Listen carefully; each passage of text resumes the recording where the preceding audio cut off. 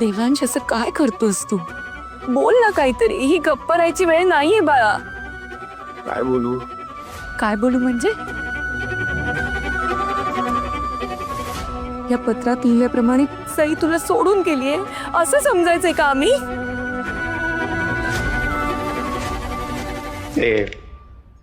हे पत्र लिहिलं ना त्यांनी? काय लिहिलं यात की स्वतःचं आयुष्य जगायला सुरुवात का, स्वतःचं नवीन आयुष्य जगायला सुरुवात का? काय नॉनसेन्स आहे हा? कसलं दुसरं आयुष्य? त्या जर माझ्या आयुष्यात नसल्या तर माझ्या आयुष्याला काय अर्थ राहणार आहे का? मूर्खपणा आहे हा नुसता. देवा, I am sure, and I am sure हे सईंचं अक्षर नाहीये. तू बघ ना, ही भाषाच त्यांची नाहीये, हँडरायटिंग पण त्यांचं नाहीये. तू बघ ना नीट, बघ नीट. सई असं काहीतरी करूच शकत नाही. अगं मला ना जेन्युइनली असं वाटतं की कोणीतरी सईंची नक्कल करायचा प्रयत्न केलाय, पण त्याला जमलं नाहीये ते. मग तू खरंच. आणि मला तर माहितीच आहे आपली सई तुला सोडून जायचा कधी विचार सुद्धा करणार नाही. रिसेंटली आमचं भांडण झालं होतं तेव्हा वाटलं होतं पण त्यांना असं. काय देवा? ऍक्च्युली आत्ता ही जी काही सिच्युएशन आहे आमची, त्याचं सगळं ब्लेम त्यांनी स्वतःवर घेतलं होतं आहे. पण स्टील मी त्यांना समजवलं होतं आणि त्यांना कळलं पण होतं मुळात ना मुद्दा तो नाहीच आहे. ग माझी बायको ना अशी पळून जाणाऱ्यातली नाहीये. ती प्रॉब्लेमला फेस करणारी आहे आणि अशा चिठ्ठ्या वगैरे लिहून नाही जाणार. ते आम्हाला माहिती आहे ना. त्यांना जर असं काही करायचं पण असतं ना तर त्यांनी मला शांतपणे बसवलं असतं आणि समजवलं असतं की त्यांना जायचंय. हे असले काहीतरी प्रकार नसते केले त्यांनी, मला माहिती आहे ना. अंजली म्हणजे अंजलीच्या दबावामुळे सईने असं केलं असेल का? नाही, मला नाही वाटत असं काही असेल. हल्ली अंजली एका वेगळ्याच जगात आहे. इतके दिवस बघते ना मी तिला, सईचा विचार सुद्धा तिच्या डोक्यात असेल असं वाटत नाही मला. पण मला माहिती नाही का असं वाटते की हे सगळं कोणीतरी मुद्दाम करत आहे. म्हणजे रिसेंटली कालच संध्याकाळी आम्ही घरी आल्यानंतर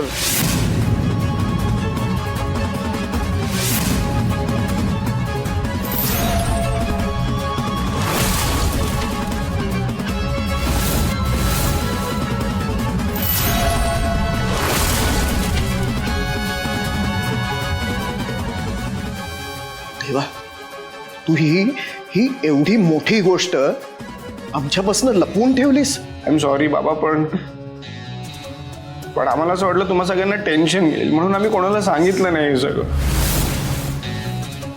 आणि मी त्या दिवशी पण सईंना म्हणालो होतो की आपण जाऊ पोलीस स्टेशनमध्ये, करूयात रिपोर्ट, पण त्यांनी पण नाही ऐकलं. माझं सगळं माझंच चुकलं.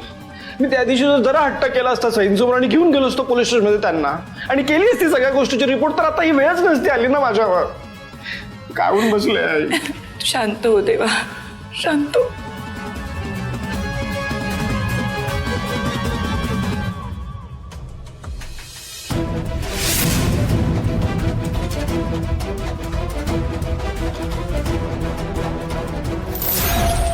तुला काय वाटलं तू हे पत्र देवांशला देशील आणि ते विश्वास ठेवतील?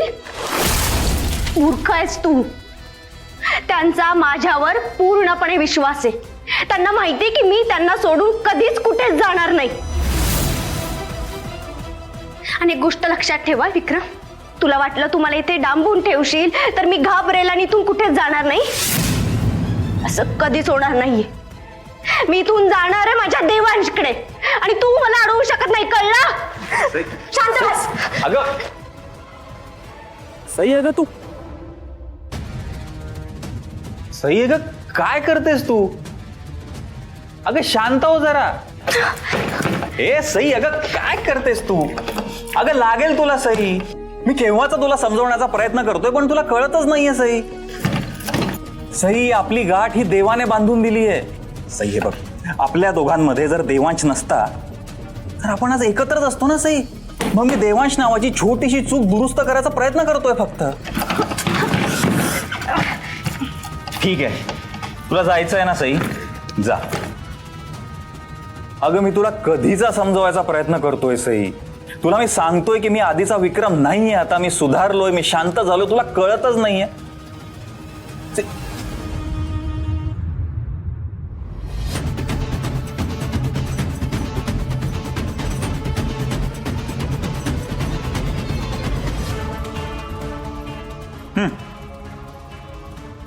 जा.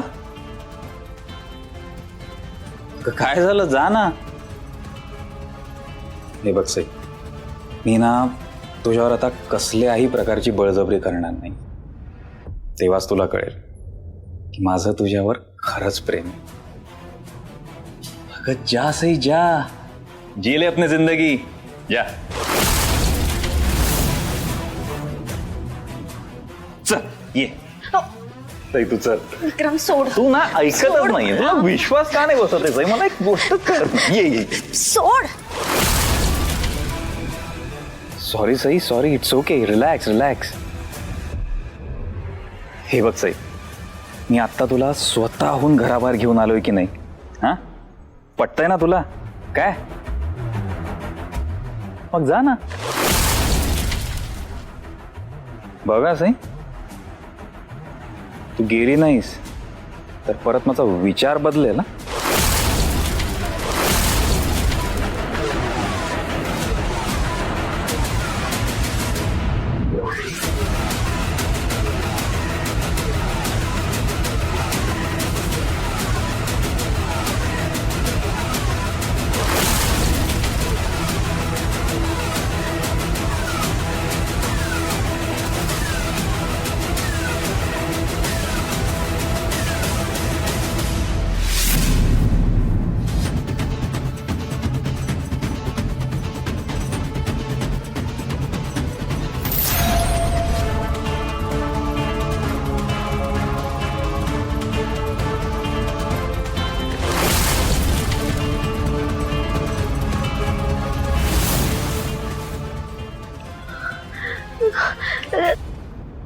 थांबा प्लीज दादा, थांबा, माझी मदत करा प्लीज. माझा जीव धोक्यात आहे, प्लीज थांबा दादा, मला तुमची मदत हवी आहे. प्लीज थांबा, थांबा प्लीज, माझी मदत करा, माझा जीव धोक्यात.